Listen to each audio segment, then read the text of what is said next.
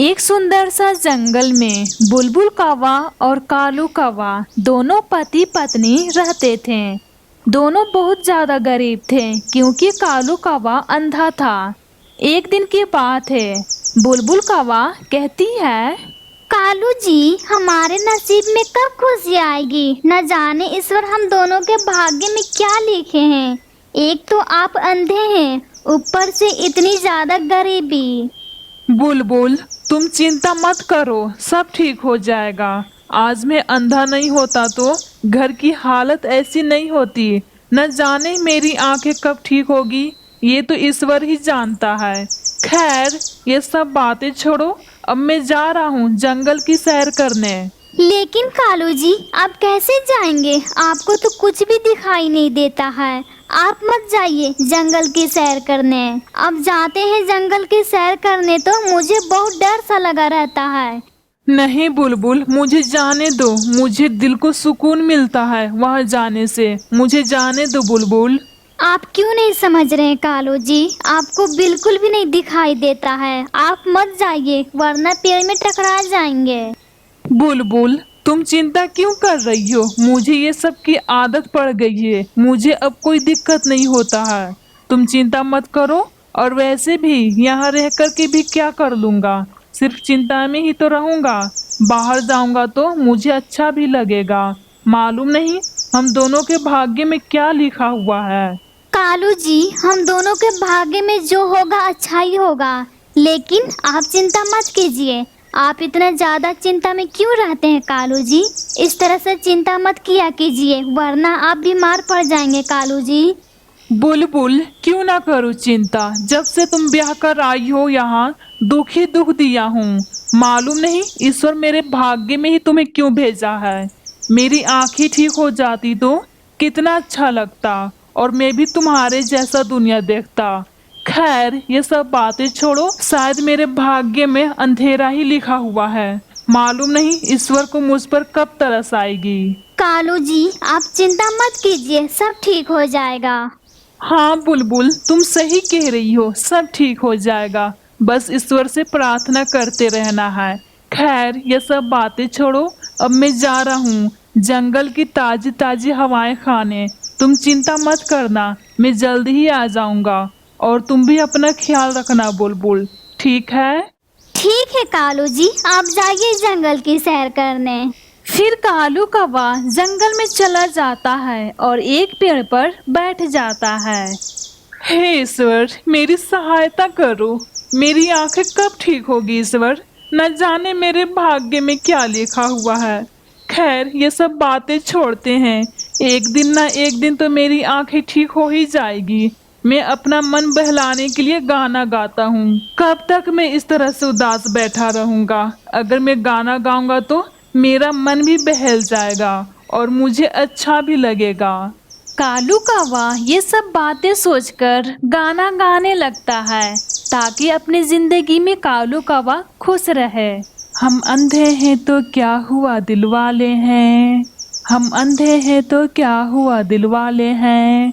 हम तेरे तेरे तेरे चाहने वाले हैं। हम अंधे हैं तो क्या हुआ दिल वाले हैं। हम अंधे हैं तो क्या हुआ दिल वाले हैं। हम तेरे तेरे तेरे चाहने वाले हैं। हम अंधे हैं तो क्या हुआ दिल वाले हैं। कालू कौवा की ये गाना सुनकर कबूतर वहां पर आती है और कहती है कालू कौवा से, क्या दम है रे कालू तेरी आवाज में? ऐसा गाना तुझे स्टेशन पर गाकर भीख मांगना चाहिए था ताकि तुम्हारा और तुम्हारे परिवार का पेट भर सके। यहाँ तू किसे गाकर सुना रहा है? अगर तू स्टेशन पर गाएगा तो तुझे भीख भी मिलेगी। जा वहीं पर जा, तेरे आवाज में बहुत ज्यादा दम है। ईश्वर भी तुम्हारे साथ बहुत गलत किया है, तुम्हारी आंखें छीनकर। जा अभी जा स्टेशन पर और जाकर वहीं पे गाना गा। तेरे आवाज में बहुत ज्यादा दम है रे कालू, बहुत ज्यादा दम है। तुम कौन हो और मुझे इस तरह की बकवास सलाह क्यों दे रही हो? यहाँ से तुम चली जाओ। मेरे दुख में तुम मजाक बनाने आई हो। मैं कबूतर हूँ, तुमने मुझे नहीं पहचाना? और वैसे भी तुम मुझे पहचानोगे कैसे? तुम्हारी तो आंखें ही नहीं है और ना मैं तुमसे कभी बातें की हूँ, लेकिन मैं तुम्हें अच्छी तरह से जानती हूँ और तुम्हारे परिवार को भी। लेकिन तुम्हारी आवाज में बहुत ज्यादा दम है। जाओ तुम स्टेशन पर और वहीं पे गाना गाकर भीख मांगना ताकि तुम्हारा घर चल सके। तुम चुप रहो, मुझे सलाह देने की कोई जरूरत नहीं है। जाओ तुम यहाँ से। अगर तुम किसी की मदद नहीं कर सकती हो तो मजाक भी मत बनाया करो, समझे तुम? ठीक है, तुम गुस्सा क्यों कर रहे हो? मैं चली जाऊंगी, लेकिन मैंने जो कहा है उसे जरूर निभाना। सच में तुम्हारे आवाज में बहुत ज्यादा दम है रे कालू, बहुत ज्यादा। इतना कहकर कबूतर वहाँ से चली जाती है। इधर कालू कौवा कहता है, इन सब पक्षियों को मुझे दिखाना ही होगा। मैं भी कुछ कर सकता हूँ, लेकिन मैं करूँगा क्या? अरे हाँ, मैं बुलबुल के साथ में बाजार में सब्जियाँ बेच सकता हूँ, फिर सारी पक्षियाँ की मुंह बंद हो जाएगी। अभी मैं टूनी चिड़ियाघर जाकर उधार सब्जियाँ लेता हूँ, फिर मैं उसे वापस दे दूंगा। हाँ, ये ठीक रहेगा इन सारे पक्षियों को मुंह बंद करने का। अब मुझे कुछ ना कुछ करना ही होगा, वरना ये सब सारी पक्षियाँ मेरा मजाक बनाते रहेंगे। इतना कहकर कालू कौवा टूनी चिड़ियाघर पहुंच जाता है और टूनी चिड़िया से कहता है, टूनी चिड़िया, मुझे कुछ ताजी सब्जियां दे दो ताकि मैं इन सारी पक्षियों को दिखा सकूं। मैं भी अंधा होकर कुछ कर सकता हूं। और हाँ टूनी चिड़िया, मैं तुम्हारी सब्जियां फिर वापस कर दूंगा। ठीक है कालू, अभी मैं लेकर आती हूँ किचन से सब्जियाँ। फिर टूनी चिड़िया किचन से सब्जियां लाकर कालू कौवा को देती है। धन्यवाद टूनी चिड़िया, मुझे सब्जियां देने के लिए। ठीक है, अब मैं चलता हूँ सब्जियां लेकर। फिर कालू कौवा सब्जियां लेकर अपने घर पहुँच जाता है। बुलबुल, अब तुम चिंता मत करो, अब से हम दोनों बाजार में सब्जियां बेचने चलेंगे। फिर देखना सारी पक्षियां की मुंह बंद हो जाएगी। खैर ये सब बातें छोड़ो, चलो अब हम दोनों सब्जियां बेचते हैं।